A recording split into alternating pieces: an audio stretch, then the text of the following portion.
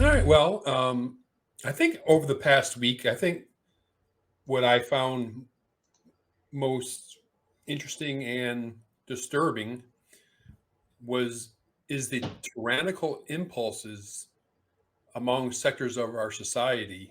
Um, Several things popped up in the past week, and that includes a poll um, where they surveyed voters, and we see that 59% of Democratic voters would favor government policy requiring citizens remain confined to their homes at all times. Wow. About, about half of Democratic voters think the government should be able to fine or imprison individuals who publicly question the efficacy of existing COVID vaccines on social media. Um, 45% of Democrats would favor governments requiring citizens to temporarily live in designated facilities or locations if they refuse to get vaccinated. So we're going And, back. and, We're saying between and 49 and 59% of people basically say we should live in camps and we should be fined if we don't just fall in lockstep. or be confined to your home. Yeah. Wow, that's a Yeah. I It's didn't really see this frightening. shocking data. And then, and that's just a few of the things on this survey. I actually published on the Tampa Dispatch. But then there was a newspaper in Utah called, well, the Salt Lake Tribune. It's probably one of the bigger papers out there. The editorial staff, big cheerleaders for vaccine mandates. That's fine. I have no problem with that. But they're saying, I mean, I'm against the vaccine mandates, but I have no problem with them being for it if they choose to. And the editors wrote, were Utah a truly civilized place, the governor's next move would be to find a way to mandate the kind of mass vaccination campaign we should have launched a year ago, going as far as to deploy the National Guard to ensure that people without proof of vaccination would not be allowed well anywhere. So, so we got newspaper editorial boards, uh, uh, lots of Democratic voters, and I even came across a bioethicist. It's a different Pretty famous. bioethicist than last time. It's a different one that you talked to me about last time. No, this is the same guy. Art This is the same Kaplan? guy, but he's had a couple articles out over since October, so say the past four Okay. months. And his name is Art Kaplan. He's probably the most famous bioethicist in the country. If you're going to see a bioethicist summoned for a TV interview, it's going to be him, right? He's kind of like the Fauci of bioethicist. And he said of the vaccinated, we can penalize them more. We should, shame them. We can make them The unvaccinated is what you meant. Yeah. Yeah, we can get them to pay more money on their hospital bills if they're not vaccinated. You can't get life insurance if you're not vaccinated, stuff like that. Also, yeah. Also, he says, this is your. Let me read the full quote because this is really, really powerful stuff. Art Kaplan, we can penalize them more. We can say you got to pay more on your hospital bill if you weren't vaccinated. You can't get life insurance, disability insurance at affordable rates if you aren't vaccinated. That's a shocking statement.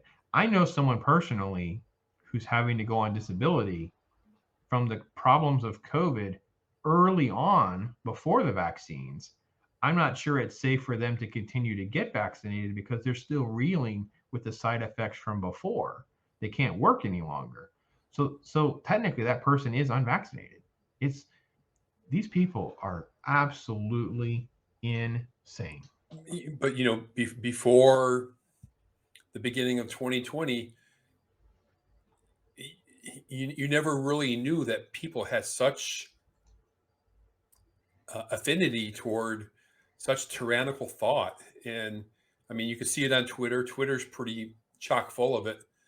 Yeah. But it seems like more and more mainstream people are coming out with that. And I think it's just frightening that Americans actually think like that. Yeah, you're right. Because it does pull back the curtain on how authoritarian people are willing to go and how little they speak of their neighbors. They could care absolutely less about your freedoms at all. I don't know that I would have believed you if you told me we have a bioethicist speaking that way in America. Overseas, we knew we would expect some of it. Earlier in the show, Alex and I did some COVID derangement. We talked about the Australia situation with the renowned tennis player, Novak Djokovic, or whatever his name is, and that he's banned for 3 years. He had COVID recently, so he can't get vaccinated. I mean, just the insanity in court was he's a threat for dissent, because if we don't deal with him, people won't get their boosters. And I'm like, okay, so it has nothing to do with his health, has nothing to do with a health risk, has nothing to do with the health risk to other tennis players.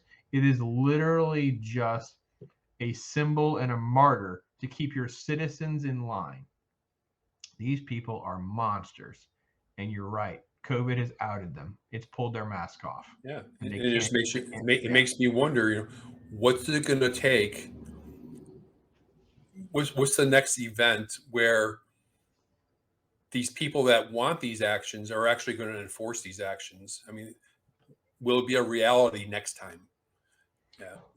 Yeah, you're right. Because I mean, I think that we dodged the proverbial bullet with the Supreme Court putting a stay on the overall vaccine mandate. So at least there's some leverage to push back in some ways. I don't know that I feel totally comfortable in the medical field that there won't still be a lot of pressure points by my employer and things like that.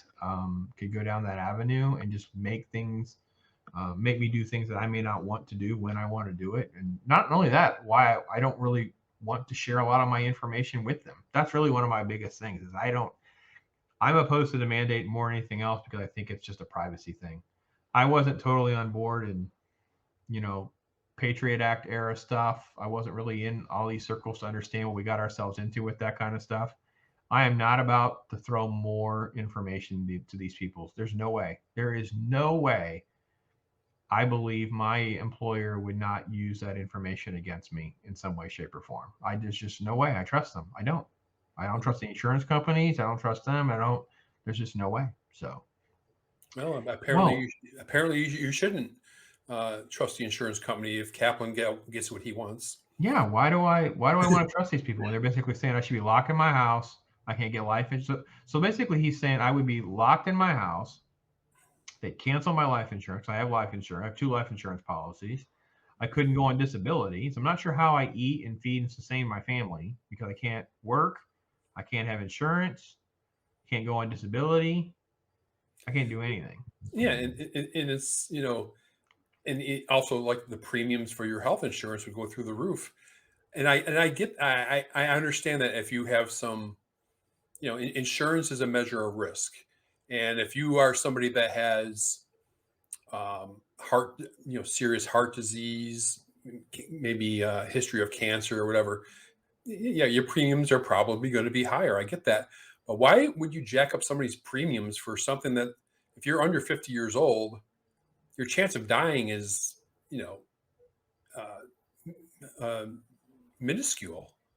Yes. Yeah. So I don't understand the mentality there, but yes, I believe it was 50. The current statistics, I believe under 50 or 55 is 0.13%. That's what risk you have if you don't have any comorbidities and you're under, I think it's 55 actually, 0.13%, which is like, 0.0013. So 13 out of 10,000, you have a chance of having a problem that would possibly lead to your death, maybe. And that's still a maybe because that doesn't even mean you get COVID. Doesn't mean you don't already have some form of immunity. Yeah, because we're over 2 years in. Almost everyone has been exposed in some way, shape, or form, most likely. Yeah, anyway. All right, we're down that route. Hey, we're News Talk with Brandon and Bob. We're here to tell you about some of the facts so you don't have to waste your time watching CNN. We don't want you wasting any time with CNN. Or Fox, or MSNBC, or some of these other guys that are making a whole lot of money. Et cetera, et cetera. It's not paying.